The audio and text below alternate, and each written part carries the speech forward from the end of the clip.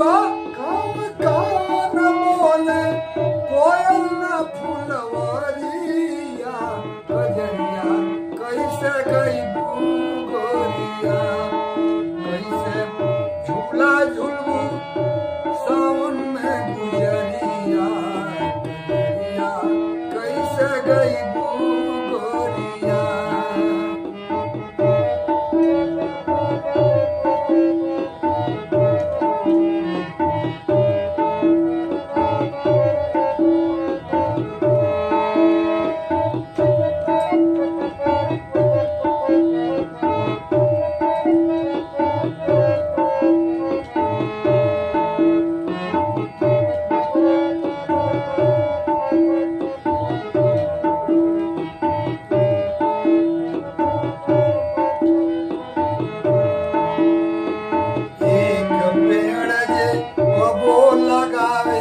परलोक बनाई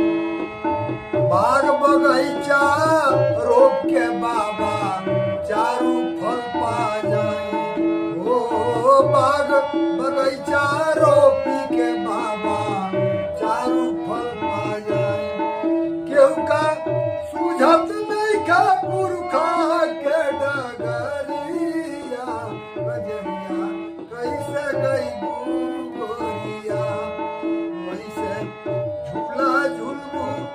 सावन में गुजरिया कजरिया